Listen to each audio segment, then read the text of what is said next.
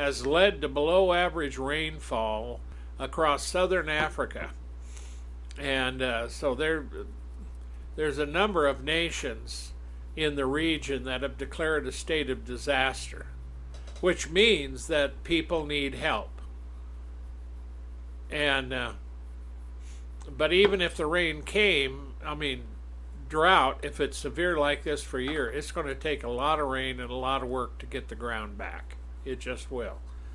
And food to come back. Yeah, and just like Greg Yoder with Christian Ministry Outreach, he says it doesn't mean they just don't have food now, but it also means there's going to be a food shortage in the future. See, that is an issue. Because, see, living in America, we always had reserves of food. The store always had food. But, there was a time in America during the 30s. And, our relatives, Tara and I, our relatives, they went through that. The Depression.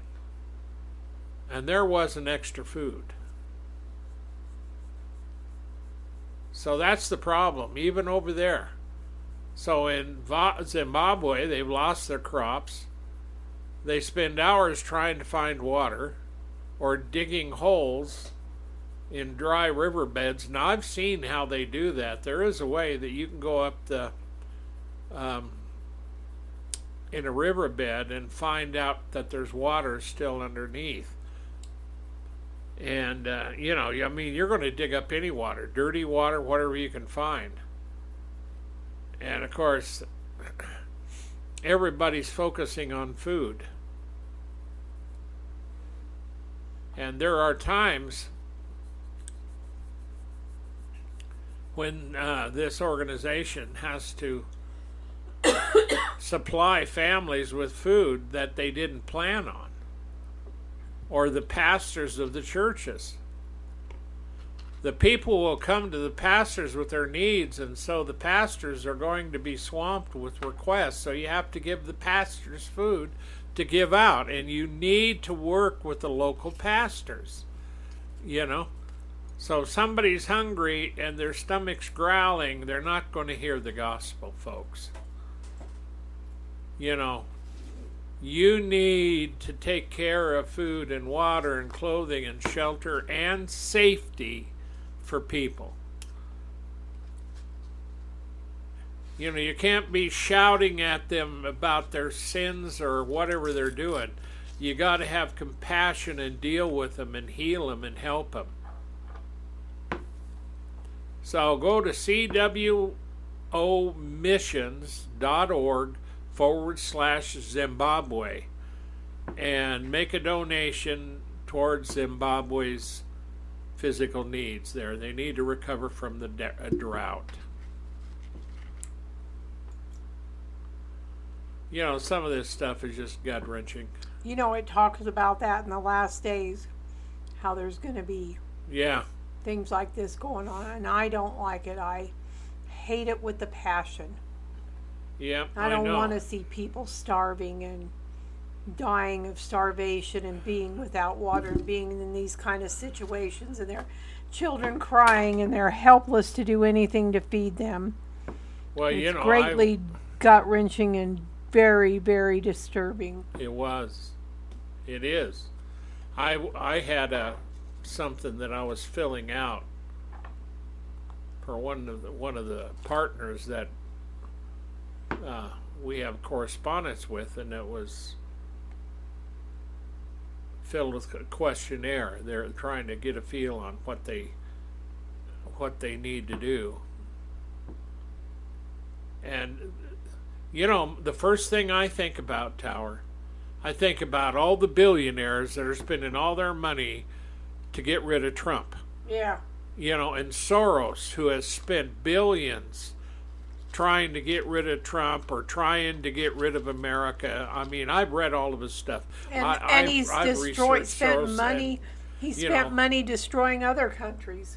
Yeah, more than 20 years ago, we were doing that when he hadn't even been known much. But I think, look at all that money. All that money wasted on things that don't matter. Yeah. And so, North Korea is one of the most dangerous places in the world to be a Christian. Now, this comes to us from International Christian Concern at persecution.org. And this is about building the North Korean church. And see, it's a good place to share the gospel, but you got to be careful. But people are suffering under this regime of Kim Jong-un. They always have. And North Koreans hunger for Christ. And so that's why ICC, International Christian Concern, is committed to building the church in North Korea. It partners with a local organization to broadcast gospel radio messages twice a day into the hermit kingdom. Now, I love that. And the reason I love that is because when we started out, I was doing shortwave into these areas. And boy, the response was amazing. I feel for these people, Tower. I do too. Our partner shared that the morning and evening radio message were having an incredible message. God is on the move in North Korea. Revival is underway and radio broadcasting is critical. Thank God. My friend smuggled a radio from China and I could not stop myself from listening, even though I knew I could be discovered and sent to a political prison camp. Just listening secret to the radio for 3 nights, decades of indoctrination were peeled away. It was through radio that I found out what life was like outside North Korea. People are so thirsty for information they are making their own radios. This is a regime built on lies, just countering with the truth. The regime will crumble. Information gives them a fresh life. 9 years ago, I started listening to the radio with my father. It opened our eyes. All varieties of getting information into North Korea are important, but the radio is crucial. Now, those are all individuals that they're quoting. Though we may not be able to distribute hard copy Bibles in North Korea, the gospel is still touching hearts. So if you would like to support these life-changing broadcasts, go to persecution.org. I think that's the one. Yeah, persecution.org, and give to the gospel fund there, and that'll help them.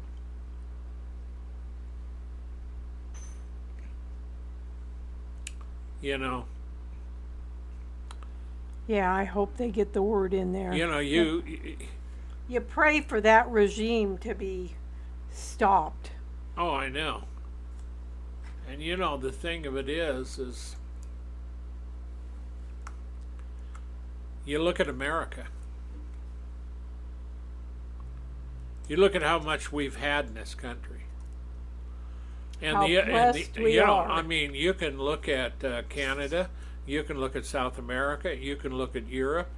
You can look at a lot of countries in the world that have had more than enough. But see, when you get over there in a closed country like North Korea, I can't even come close to imagining what that would be like. Nope.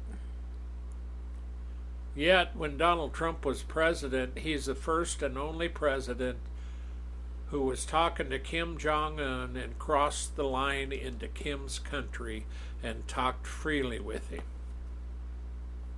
I'll never forget that. That was amazing. Yeah. Nobody else would have done that. When he crossed the DMZ zone. Yeah, he went over there, and so no matter what they may think of him, this is a man that is a good one. Yes, he is. And all these stories, man, I'll tell you, Nepal, Nigeria, Pakistan, Zimbabwe, they all need your prayers. They need your help. and especially the kids, and some of the media that comes back of these kids and these adults when they're starving, they're just shells. They're dressed, but they're skinny. They can't move. They just sit there. I've seen horrific pictures of people that were alive and they looked like they were dead, and they were so weak they couldn't even move to pick up anything. And the babies were glass-eyed, their mouths were open, they just looked like they were dead. Had flies on them. Yeah. So pray for the persecuted church, folks, and you better pray for America too. America needs to go back to the way it was. And we've got people in there that are corrupt. Okay, Tower? We've got a couple of minutes, 4 minutes here. Go ahead. Okay, I want to read this real quick. Christian families, Pakistan brick kilns. There's 50 families and 50 stories. And tonight there's 5 families that we want to say a prayer for the release of all Christian families in debt in the brick kiln. You know, each family's debt ranges between $800 and $1,000 on average. But due to soaring interest and garnished wages, they can't pay off their loans without your help. And you know, that doesn't sound like much money for America's people. And your gift today will release our Pakistani brothers and sisters from a life of servitude and empower them to keep shining as a light for Christ in Pakistan. And the Sadiq family, they've been in the brick kilns for 5 years. Their prayer request is for their debt to be paid and to start a small business for their children to be educated. Their debt is $575. The Javid family, they've been 22 years in the brick kiln. Their prayer request is to get higher quality jobs and to be free from the brick kilns. Their bondage is $743. The Iqbal family, they've been in the brick kilns 15 years, and their prayer request is to live a peaceful life, to educate their children and improve their lives. Their bond is $898.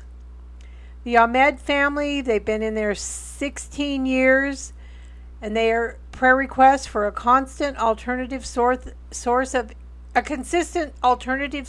income to sustain them. Their bond is $927. And the Hussein family, they've been in the brick kiln 20 years, and they want to be freed from medical debt inherited from their parents.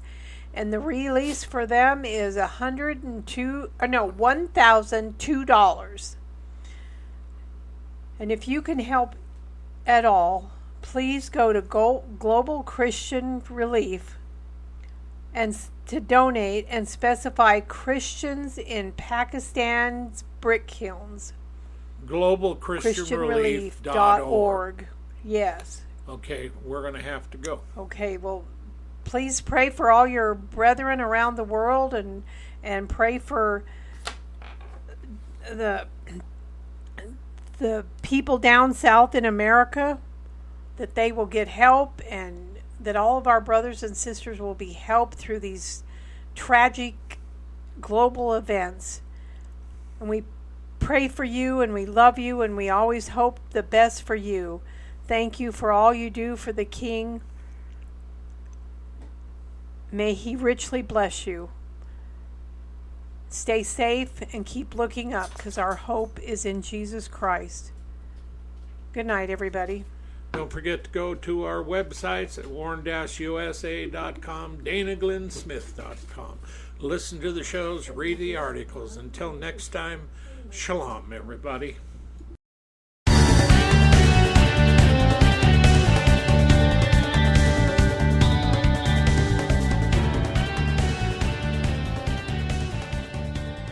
Thank you for listening to this episode of The Warn Radio.